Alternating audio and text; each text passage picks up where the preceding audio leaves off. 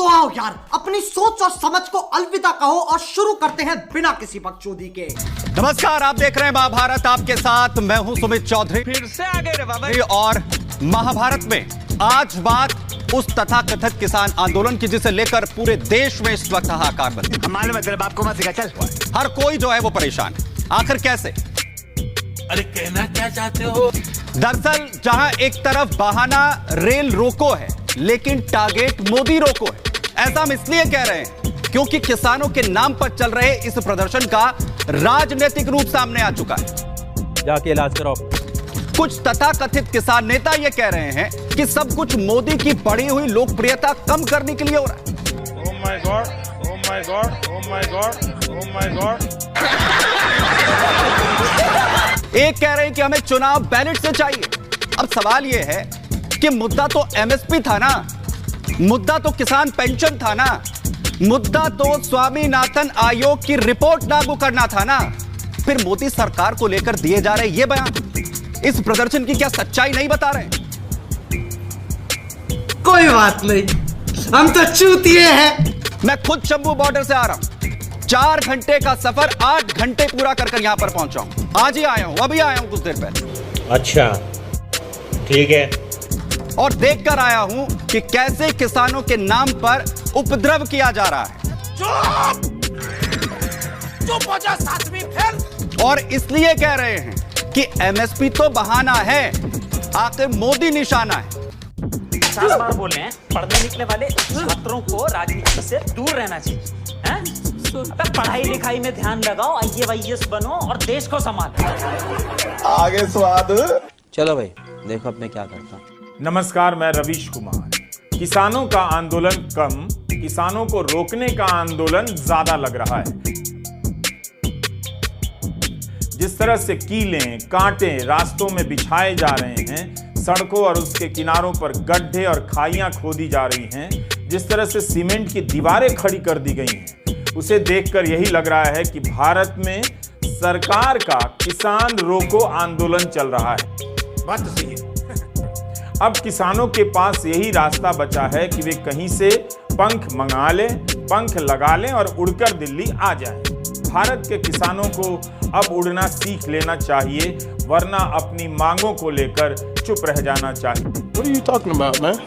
Delhi police के commissioner ने अपने आदेश में यह सब लिखा है कि जिस तरह से किसान दिल्ली आने पर अड़े हुए हैं, दिल्ली में सामाजिक उपद्रव, हिंसा, तनाव पैदा होने की आशंका है। बड़ी संख्या में प्रदर्शनकारियों की मौजूदगी से लोगों की सुरक्षा को खतरा हो सकता है।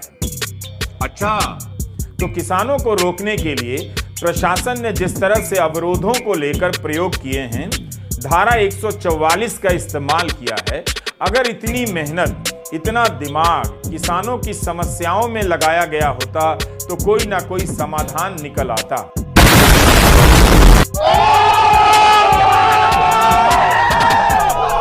दो दिन पहले तक यही भारत सरकार चौधरी चरण सिंह और एमएस स्वामीनाथन को भारत रत्न देकर गांव और किसानों के सम्मान की बात कर रही थी।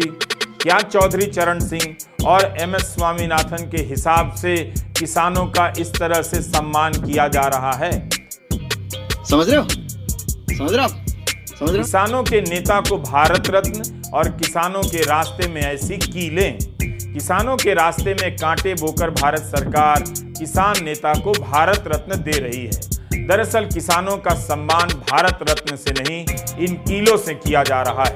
अरे बाप रे, ये तो धोती खोल रहा है। नवंबर 2020 में जब किसान आंदोलन शुरू हुआ, तब भी दिल्ली की सीमाओं पर ऐसी कीलें और कटीली तारें बिछाई गईं। अखबार इन कीलों को टायर किलर लिख रहे हैं। किसानों के ट्रैक्टर के चक्के को फाड़ देने के लिए ये कीलें लगाई जा रही। ऐसे तो नहीं होता है। ट्रैक्टर के एक टायर की कीमत 13 से 25 हजार रुपए तक होती है। जो सरकार किसानों को 2 साल में एमएसपी की गारंटी नहीं दे सकी, वह सरकार टायर किलर लगाकर उनके ट्रैक्टर की टायर फाड़ देना चाहती है। और अभी तो रुको, क्लाइमैक्स अभी बाकी। पिछली बार भी ये कीलें लगाई गई थीं, कटीली तारें लगाई गई थीं। किसानों की प्रमुख मांग है कि न्यूनतम समर्थन मूल्य को कानूनी तौर पर गारंटी की शक्ल दी जाए।